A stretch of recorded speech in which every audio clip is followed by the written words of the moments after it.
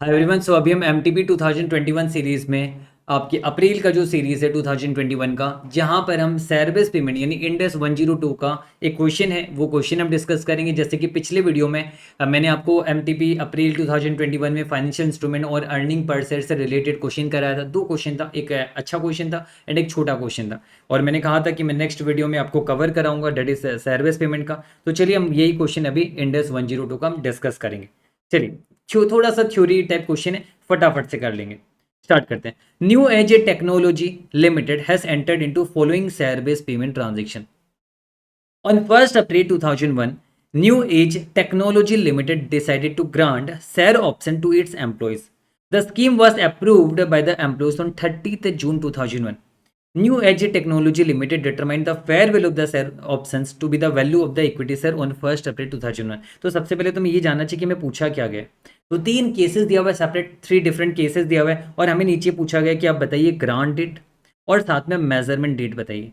यानी grant date वो date माना जाता है जिस दिन आपने ग्रांट डेट दिया, क्योंकि आप देखोगे अगर इंडेक्स 102 की बात करूँ तो हम इक्विटी सेटल्ड सर्विस पेमेंट में हम ग्रांट डेट का ही फेयर वैल्यू कंसिडर करते हैं। तो यहाँ पर हमसे पूछा गया है ग्रांट डेट बताइए और मेजरमेंट डेट बताइए। तो अगर हम बात करेंगे equity settled service payment transaction जो होता है, जो एम्प्लॉय के साथ हम करते हैं, एम्प्लॉय को अगर हम वेस्टिंग कंडीशन वगैरह सेटिस्फाई करने पर हम उनको शेयर्स देते हैं, या कितने बार नॉन वेस्टेड शेयर्स भी हम एम्प्लॉय को देते हैं। तो एम्प्लॉय को जब कभी भी हम शेयर्स देते हैं तो वहाँ पर हम क्या चेक करते हैं, वहाँ पर हम ये देखते हैं कि आपका ग्रांट डेट क्या है, और ग्रांट डेट का फेयर वैल्यू ही हम कंसीडर करते हैं। बाद में फेयर वैल्यू चेंज होने पर हम नहीं लेते, वो बस कैश सेटल्ड में हम लेते थे फेयर वैल्यू चेंजेस। तो इसलिए अगर आपको ग्रांट डेट पता चल जाएगा तो मेजरमेंट डेट अपने आप पता चल जाएगा। यानी मेजरमेंट डेट वो डेट जिस दिन आप फेयर वैल्यू मेजर करोगे, है ना। अगर मान लीजिए मैंने आपको वादा किया कि मैं आपको फ्यूचर में 100 शेयर्स दूंगा, तो 100 सेट्स का मुझे फेयर वैल्यू डिटरमाइन करना है, तभी तो मैं इस सब एक्सपेंसेस बुक करूंगा, एम्प्लॉय बेनिफिट एक्सपेंसेस में बुक करूंगा, डेट से एम्प्लॉय कॉम्पनसेशन एक्सपेंसेस, है ना, जो है मैं बुक करूंगा यहाँ पर। तो यहाँ पर ये जो खर्चा मैं बुक करूंगा, ये खर्चा मुझे बुक करने के लिए मैं फेयर वैल्यू कौन सा लूँ,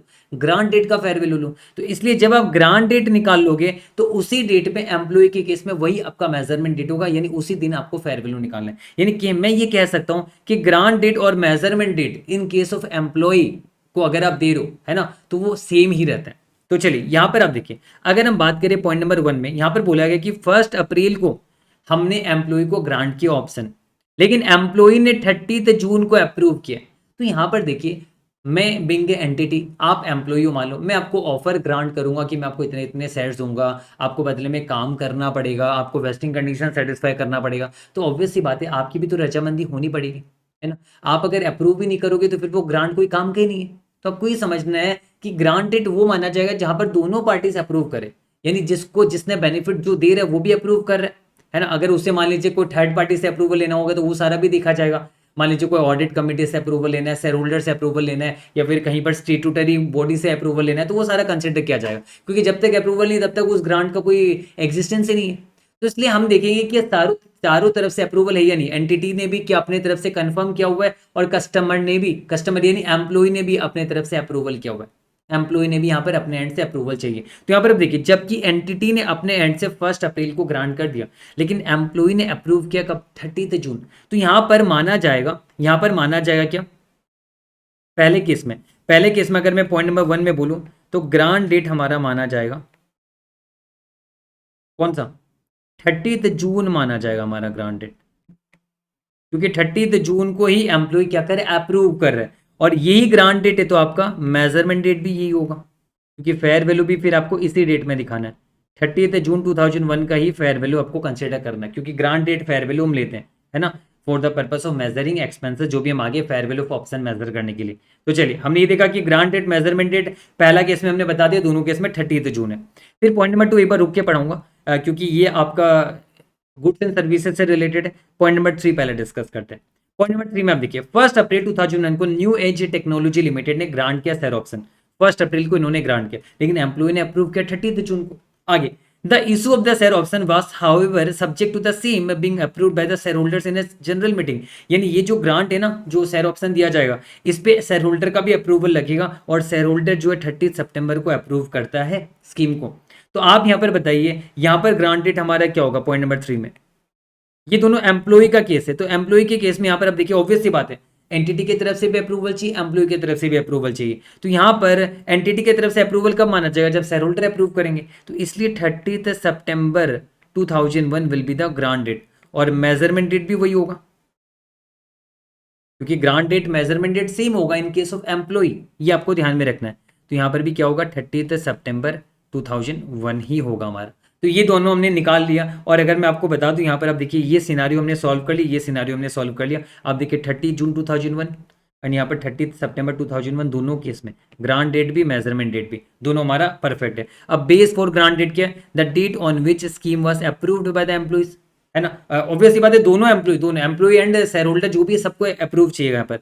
एंड जो एंटिटी वो भी आ जाए यहाँ पर, एंटिटी का भी तो अप्रूवल चाहिएगा, है ना, जो शेयर होल्डर वगैरह से अप्रूवल लेना है। तो यहाँ पर ये आपका ग्रांट डेट होगा। और एम्प्लॉय के केस में ग्रांट डेट ही मेजरमेंट डेट होता है, जैसे मैंने आपको बताया। और फिर थर्ड वाले में हम देखेंगे शेयर होल्डर के अप्रूवल का जरूरत है, तो शेयर होल्डर ने अप्रूव कर दिया। और एम्प्लॉय के केस में मेजरमेंट डेट क्या होता है, ग्रांट डेट को ही हम फेयर वैल्यू मेजरमेंट करते हैं। तो ध्यान रहे, जो ग्रांट डेट होगा वही आपका मेजरमेंट डेट होगा, ये आप ध्यान में रखना। तो चलिए पॉइंट नंबर 13 आपको समझ में, यानी in case of employ grant date को ही हम फेयर वैल्यू मेजर करेंगे, तो ग्रांट डेट ही मेजरमेंट डेट माना जाएगा इन केस ऑफ एम्प्लॉइज। तो चलिए पॉइंट नंबर 13 हमारा अच्छे से क्लियर हो गया।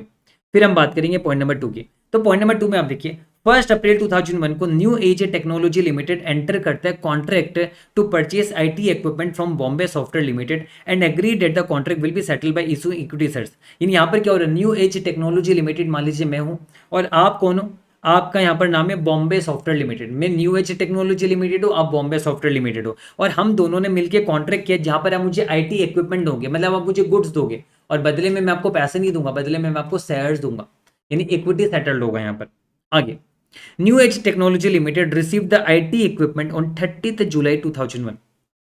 The share-based payment transaction was measured based on the fair value of equity shares as on 1 अप्रैल 2001। तो यहाँ पर आप देखिए इन case of goods and services, obviously बात है, जिस दिन दोनों पार्टी एग्री होंगे वही ग्रांटेड होगा। तो यहाँ पर दोनों पार्टी अप्रूव कब करेंगे, ऑब्वियसली बात है 1 अप्रैल 2001 को हम दोनों ने आपस में कॉन्ट्रैक्ट किया, तो ग्रांट डेट तो 1 अप्रैल ही होगा। तो यहाँ पर हम कह सकते हैं पॉइंट नंबर 2 में ग्रांट डेट जो है ना आपका वो 1 अप्रैल ही होगा, क्योंकि दोनों ने मिलकर कॉन्ट्रैक्ट किया था 1 अप्रैल 2001 को। लेकिन मेजरमेंट डेट यानी फेयर वैल्यू हम यहाँ पर मेजर ग्रांट डेट को नहीं करेंगे, एम्प्लॉय का केस नहीं है। हम यहाँ पर फेयर वैल्यू मेजर तब करेंगे, कब करेंगे, तब करेंगे जब हमें आपसे गुड्स या सर्विसेज मिल जाएगा, यानी जब आप मुझे गुड्स दे दोगे या तो, और या फिर आपने अपने एंड से परफॉर्मेंस ऑब्लिगेशन सेटिस्फाई कर दिया, तो उस दिन में हम उस दिन का फेयर वैल्यू लेंगे यहाँ पर। तो आप देखिए यहाँ पर आप मुझे आईटी इक्विपमेंट कब दे रहे हो, 30 जुलाई 2001 को दे रहा हो मुझे।